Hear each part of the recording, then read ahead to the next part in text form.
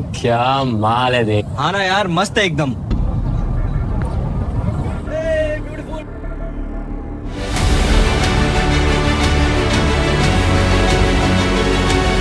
ओह देख, तेरा माल आ गया। हाँ ना यार, कुछ करते हैं।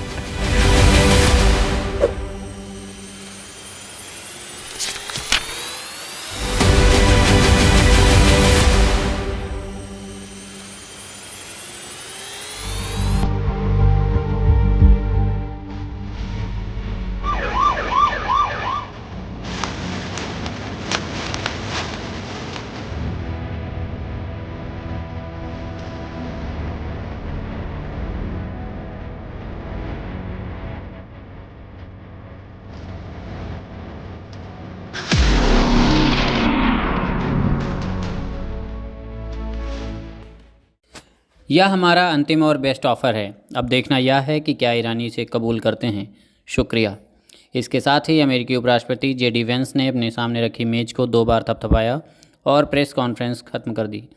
पाकिस्तानी राजधानी इस्लामाबाद में अमेरिका और ईरान के बीच 21 घंटे चली बातचीत बिना किसी नतीजे के खत्म हो गई। इस बात की जानकारी अमेरिका के उपराष्ट्रपति ने दी, जो बातचीत के लिए पाकिस्तान आए थे। रविवार सुबह 6 बजे के बाद प्रेस कॉन्फ्रेंस में जेडी वेंस ने कहा कि पाकिस्तान ने अमेरिका और ईरान के बीच फासला कम करने और समझौता कराने की पूरी कोशिश की, लेकिन बुरी खबर यह है कि हम किसी समझौते तक नहीं पहुंच सके। अमेरिकी उपराष्ट्रपति ने कहा कि यह खबर अमेरिका के लिए उतनी बुरी नहीं है जितनी ईरान के लिए है। कोई समझौता नहीं हुआ है और हम अमेरिका वापस लौट रहे हैं। पाकिस्तान के कहने पर अमेरिका और ईरान 2 हफ्ते के संघर्ष विराम पर राजी हुए थे और दोनों देशों के प्रतिनिधिमंडल बातचीत के लिए इस्लामाबाद आए थे। दोनों पक्षों के बीच बातचीत इस्लामाबाद के सेरेना होटल में हुई। अमेरिकी उपराष्ट्रपति ने बताया कि बातचीत बेनतीजा रही, लेकिन उन्होंने यह साफ नहीं किया कि समझौता न होने का 2 हफ्ते के अस्थायी संघर्ष विराम पर क्या असर पड़ेगा। प्रेस कॉन्फ्रेंस के करीब 2 घंटे बाद पाकिस्तान के विदेश मंत्री इसहाक डार ने भी प्रेस कॉन्फ्रेंस की ओर कहा कि पाकिस्तान अमेरिका ईरान बातचीत में मध्यस्थ की भूमिका निभाता रहेगा। यह जरूरी है कि दोनों पक्ष संघर्ष विराम के प्रति अपनी प्रतिबद्धता जारी रखें। अमेरिका और ईरान शांति वार्ता की नाकामी के लिए अलग अलग वजहें बता रहे हैं। बातचीत के बाद प्रेस कॉन्फ्रेंस में अमेरिकी उपराष्ट्रपति जेडी वेंस ने कहा, हमने बहुत साफ कर दिया था कि हमारी रेड लाइंस क्या हैं, हम किन बातों पर समझौता कर सकते हैं और किन बातों पर नहीं। जेडी वेंस के मुताबिक और उन्होंने ईरान तय किया है कि वे हमारी शर्तें कबूल नहीं करेंगे। इस मौके पर पत्रकारों ने अमेरिकी उपराष्ट्रपति से पूछा, कृपया साफ साफ बताइए कि किन शर्तों को खारिज किया गया।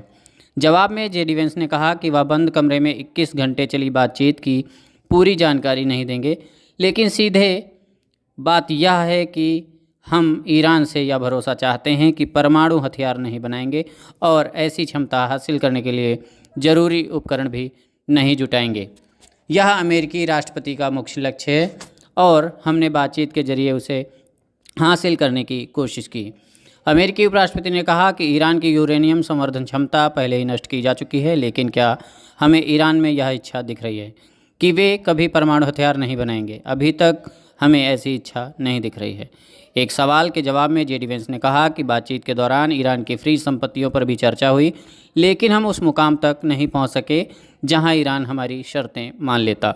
मुझे लगता है कि हमने काफ़ी लचीलापन दिखाया। राष्ट्रपति ने कहा था कि आपको अच्छी नीयत से बातचीत में जाना है और समझौते तक पहुंचने की पूरी कोशिश करनी है। हमने वही किया, लेकिन अफसोस कि कोई प्रगति नहीं हुई। जेडी वेंस के मुताबिक जेडी वेंस से पूछा गया कि बातचीत के दौरान उन्होंने राष्ट्रपति ट्रंप से कितनी बार संपर्क किया और उन्होंने क्या कहा।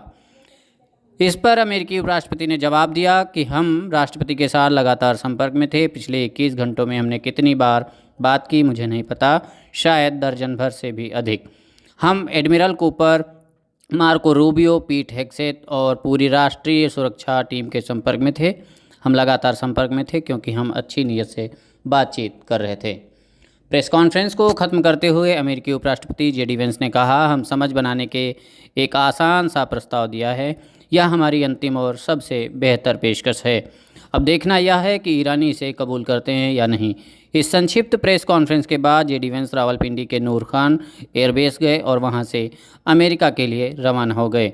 उन्होंने पाकिस्तान के सेना प्रमुख फील्ड मार्शल आसिम मुनीर, विदेश मंत्री इशहाक डार और गृह मंत्री मोहसिन नकवी ने विदा किया। पढ़ते रहिए fight against criminal daily newspaper.